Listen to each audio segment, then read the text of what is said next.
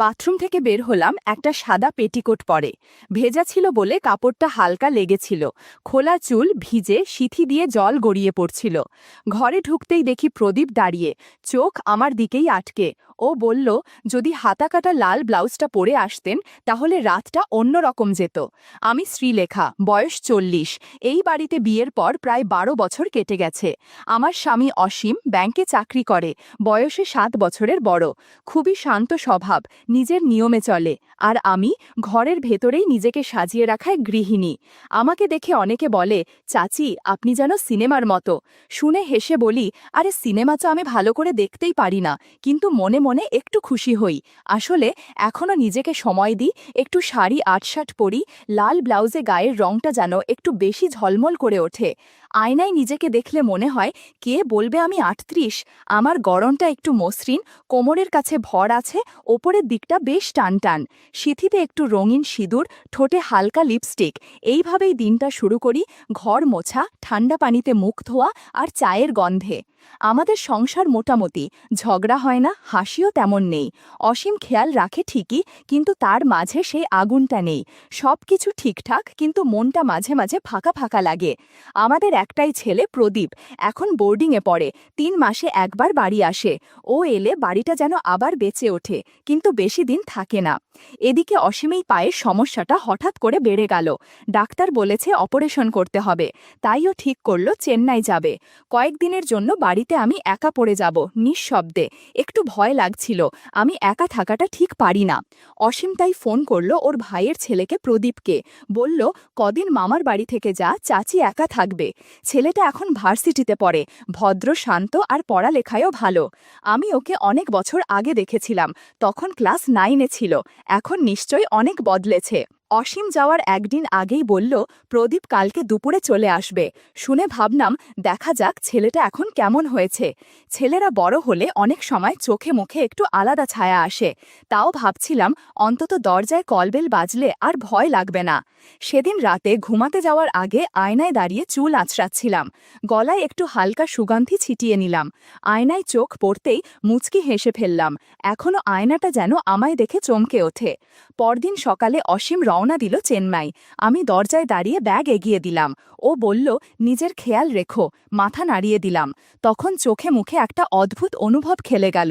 বারান্দায় দাঁড়িয়ে লইলাম, গাড়িটা বাঁক ঘুরে মিলিয়ে যাওয়ার পরও কিছুক্ষণ চুপচাপ রইলাম রাস্তাটার দিকে তাকিয়ে। বুকের ভেতর হালকা শূন্যতা।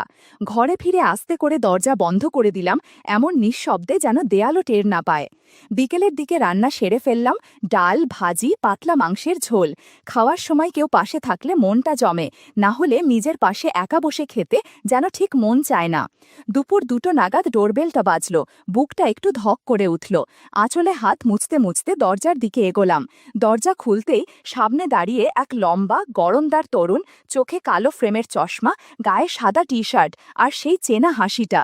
একটা নরম গলা, কিন্তু তার ভেতরে যেন আর একটা সুর। ওমা, প্রদীপ, এত বড় হয়ে গেছো। দরজাটা পুরো খুলে দিলাম। ওর মুখে লাজুক হাসি, চোখটা আমার দিকেই আটকে। ও ঘরে ঢুকে বসল। আমি ওর সামনে এক গ্লাস জল এগিয়ে দিলাম। চাচি, আপনাকে তো আগেও দেখেছি, কিন্তু এবার দেখে মনে হচ্ছে অনেকটাই বদলে গেছেন। আমি হেসে বললাম, বয়স বাড়লে একটু গুছিয়ে নিতে হয় নিজেকে। কথাটা সহজ, কিন্তু ভেতরে একটা ভিন্ন ভাব ছিল। ও টের পেল কি? প্রদীপ ঘরের এদিক ওদিক তাকাচ্ছিল। মাঝে মাঝে ওর চোখটা একটু বেশি সময় আমার দিকেই ছিল। আমি সেটা বুঝেও কিছু না জানার ভান করলাম। চলাফেরা ছিল একদম স্বাভাবিক, কিন্তু ওর দৃষ্টি যেন সবকিছু একটু বেশি মনোযোগে খেয়াল করছিল। আমি রান্নাঘরে গেলাম ওর জন্য থালা গুছিয়ে দিতে। তখন পাশে এসে দাঁড়িয়ে বলল, চাচি, আমি নিজেই নিতে পারি। আমি বললাম, না না, তুমি তো অতিথি, আর তুমি যেহেতু আমাদের ঘরের লোক, তাই খেয়ালটাও একটু বেশি রাখা আমার দায়িত্ব। বলার সময় খেয়াল করলাম নিজের গলার স্বর একটু কোমল হয়ে গেছে। ও খেতে বসেছে, আমি দূরে বসে পাখা করছিলাম। চোখের কোণায় দেখি খেতে খেতে ও মাঝে মাঝে তাকাচ্ছে। একবার আমার শাড়ির আঁচলটা একটু সরে গিয়েছিল, ব্লাউজের পাশটা সামান্য দেখা যাচ্ছিল। আমি সঙ্গে সঙ্গে আঁচলটা টেনে নিলাম। তখনও দেখি প্রদীপ একটু থমকে আমার দিকেই তাকিয়ে। আমি চোখ নামিয়ে বললাম, খাওয়ায় মন দাও, চেয়ে চেয়ে কিছু পাওয়া যাবে না। ও হেসে বলল, আপনার হাসিটা কিন্তু একদম আলাদা চাচি। দুপুরের আলো একটু কমে গেলে ঘরে এক ধরনের শান্ত অলস ভাব নেমে এলো। আমি জানালার পাশে গিয়ে দাঁড়ালাম। হঠাৎ পেছনে টের পেলাম প্রদীপ এসে চুপচাপ দাঁড়িয়ে, কিছু বলছে না, কিন্তু ওর নিঃশ্বাস যেন খুব কাছ থেকে ছুঁয়ে গেল। ভেতরটা হালকা কাঁপছিল। নিজেকে একটু সামলে বললাম, তোমার ঘর তৈরি আছে, চাইলে গিয়ে একটু ঘুমিয়ে নাও। ও চলে গেল ঘরে। আর তখনই বুঝলাম এই সম্পর্কটা শুধু আত্মীয়তার গণ্ডিতে আটকে থাকবে না, কিছু একটা শুরু হয়ে গেছে, একদম নিঃশব্দে কিন্তু স্পষ্টভাবে।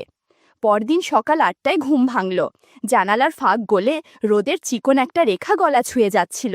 আমি উঠে বসলাম, চোখে মুখে এখনো ঘুমের ঘোর। গায়ে ছিল নরম সাদা নাইটি, হালকা সিল্কের। বিছানার চাদরটা একটু এদিক ওদিক। গতকালকের মুহূর্তগুলো হঠাৎ মনে পড়তেই ঠোঁটে হালকা একটা হাসি খেলে গেল। ঘড়ির কাঁটার দিকে তাকিয়ে একটু বিরক্ত লাগলো, এখনো বুয়া আসেনি। আমি বাথরুমে গিয়ে মুখ ধুয়ে এলাম, চুলটা খোলা রেখেই বেরোলাম। ডাইনিং টেবিলে দেখি একটা ছোট্ট নোট, ঘুম ভাঙলে বলবেন আমি বারান্দায়, প্রদীপ বলল। আমি ১ কাপ চা বানিয়ে বারান্দার দিকে ডাক দিলাম, প্রদীপ একটু ভিতরে এসো তো। ও এলো, চোখে ঘুম আর মুখে একরাশ বিস্ময়।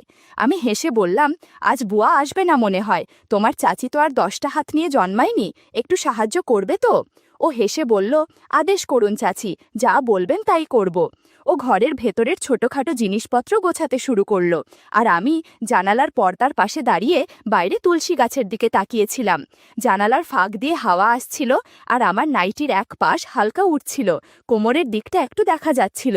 আমি বুঝতে পারছিলাম প্রদীপ মাঝে মাঝে চোখ তুলে তাকাচ্ছে, আবার তাড়াতাড়ি চোখ নামিয়ে নিচ্ছে। ও হঠাৎ খাটের নিচে কিছু একটা দেখতে পেয়ে ঝুঁকে পড়ল। একটু পরে কণ্ঠে কৌতূহলী সুরে বলল, চাচি এটা বুঝি আপনার? আমি ঘুরে দেখি ওর হাতে আমার লাল রঙের একটা স্যাটিন ব্লাউজ, হালকা চকচকে কাপড়, গলায় পাতলা লেসের কাজ, আর সামনে ৩টে ছোট বোতাম। আলোয় সেটা আরও চোখে লাগছিল। আমি কাছে গিয়ে হেসে বললাম, আহ, এতদিন খুঁজে পাচ্ছিলাম না, কাল রাতে পরার কথা ছিল। ও চোখ নামিয়ে কাপড়টার ওপর আঙুল টেনে বলল, খুবই আরামদায়ক মনে হচ্ছে, বোতামগুলো তো একটু খেলাধুলার মতন। আমি একটু হেসে বললাম, সব জিনিস একা হাতে সামলানো যায় না, বুঝলে তো? ওর চাহনিতে তখন কিছু একটা ছিল যা বলা না হলেও অনুভব করা যাচ্ছিল। আমি ব্লাউজটা নিয়ে নিলাম ওর হাত থেকে, বললাম, তোমার চাচির জিনিস নিয়ে অত মনোযোগ দিলে চলবে না কিন্তু। ও মুচকি হেসে বলল, মনোযোগ না দিলে অনেক সৌন্দর্য মিস হয়ে যায় চাচি। আমি হেসে ফেললাম, আর শরীরটা যেন হালকা কাঁপুনি দিয়ে উঠল। এরপর প্রদীপ ব্যালকনিতে ঝাঁটা দিচ্ছিল। আমি পাশের ঘর থেকে ১ কাপ চা হাতে এসে দেখলাম ও নিচু হয়ে কিছু তুলছে। কি পেলি? আমি জিজ্ঞাসা করলাম। ও একটু থেমে বলল, মনে হচ্ছে কোথাও থেকে উড়ে এসে পড়েছে, তবে এটা খুবই হালকা জিনিস। ওর হাতে ছিল আমার একটা পুরনো কাপড়, যার ওপর লেসের কাজ ছিল। দেখে বুঝেই নেওয়া যাচ্ছিল সেটা আমারই। আমি সেটা নিয়ে আলমারিতে রেখে দিলাম, আর রান্নাঘরের দিকে চলে গেলাম। বেলা তখন ২:৩০ পার হয়ে গেছে। ফ্রিজ খুলে দেখি ডিম নেই, সবজিও প্রায় ফুরিয়ে গেছে। হঠাৎ মনে হলো কিছু হালকা খেতে ইচ্ছে করছে, চটজলদি কিছু হলে ভালো হয়, নুডলসও চলবে। রান্নাঘর থেকে মাথা বের করে বললাম, প্রদীপ, ভাতের হাঁড়িটা চুলায় বসিয়ে দিয়েছি, মাঝে আঝে দেখে দিও, আমি নিচে দোকানে যাচ্ছি, মিনিট ১০ লাগবে। ও বলল, চাচি রোদে বেরোবেন?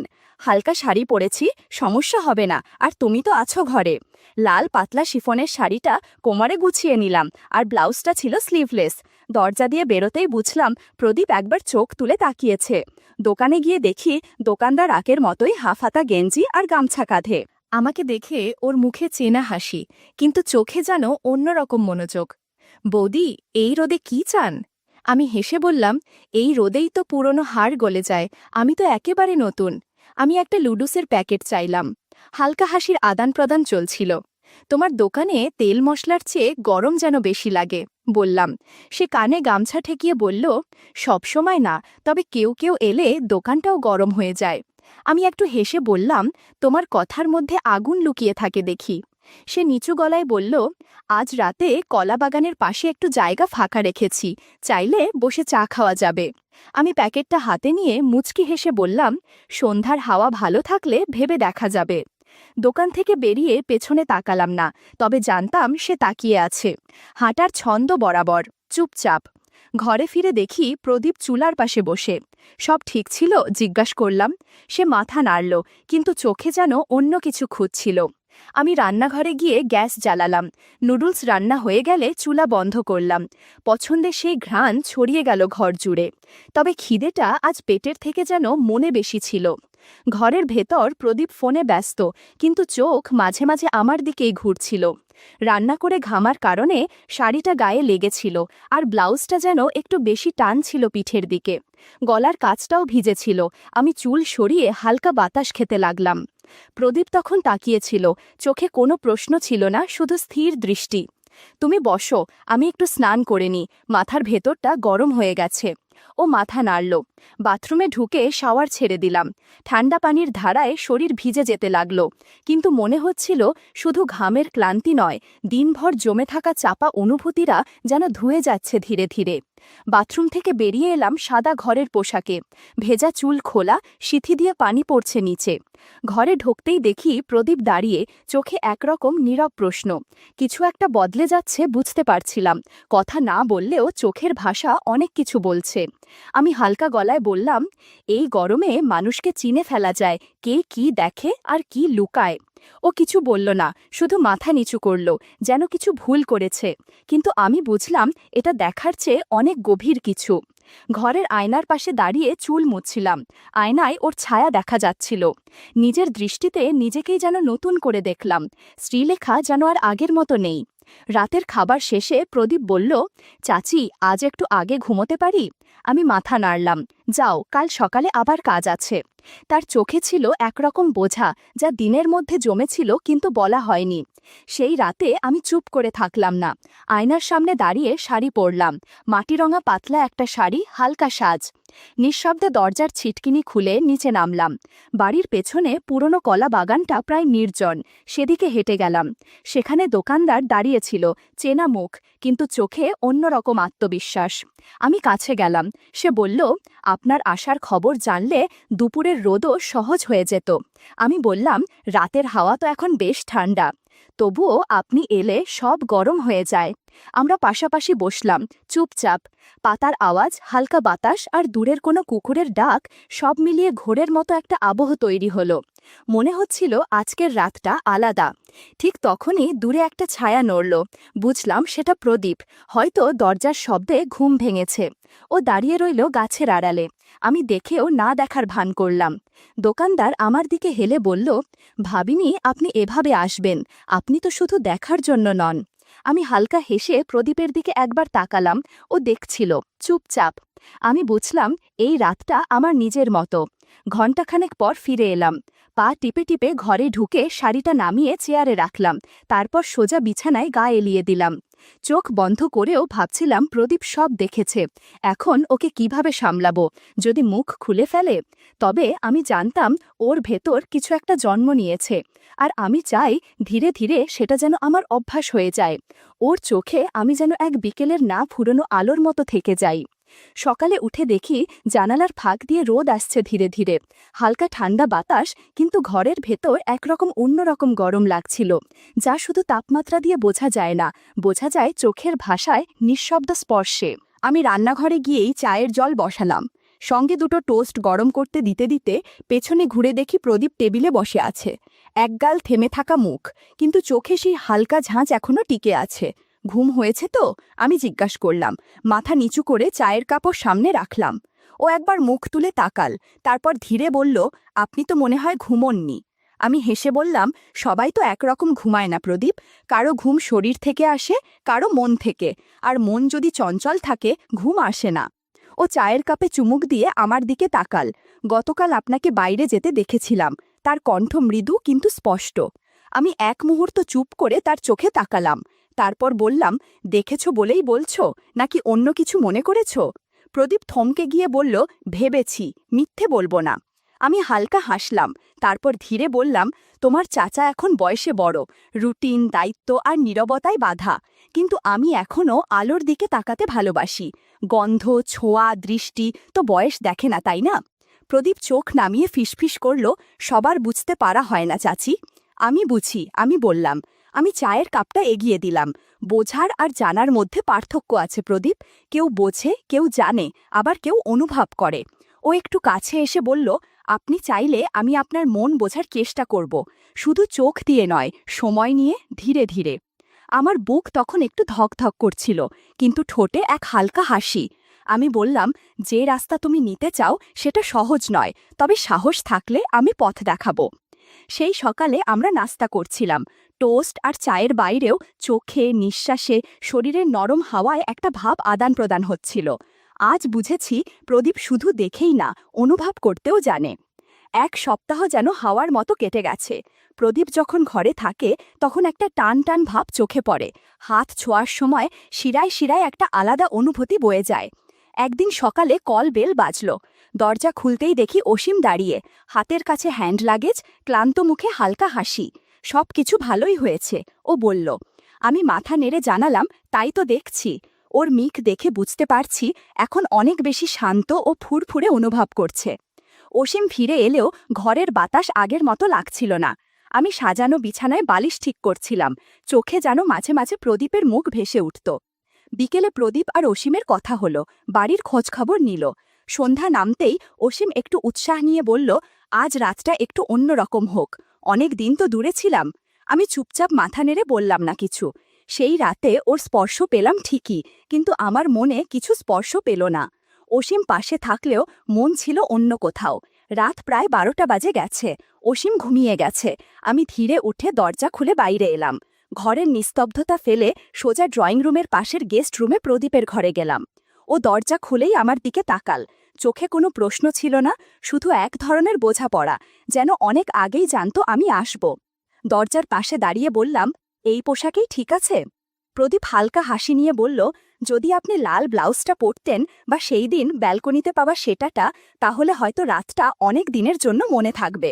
আমি চোখ নামিয়ে বললাম, তুমি যা বলো আমি তাই করব আজ। পরে ধীরে ধীরে ফিরে গিয়ে ব্লাউজটা পরে এলাম। চোখে হালকা কাজল, ঠোঁটে একটু লিপস্টিক আর হালকা সুগন্ধি লাগালাম। তারপর আবার প্রদীপের ঘরে ঢুকলাম। সেই রাতটা ছিল একেবারে আলাদা। কোনো বেশি কথা ছিল না, শুধু এক গভীর বোঝাপড়া।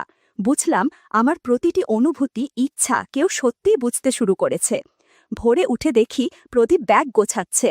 বলল, চাচা ফিরেছেন, এখন আমাকে যেতে হবে। আমি বললাম, সবকিছু ঠিক থাকবে তো?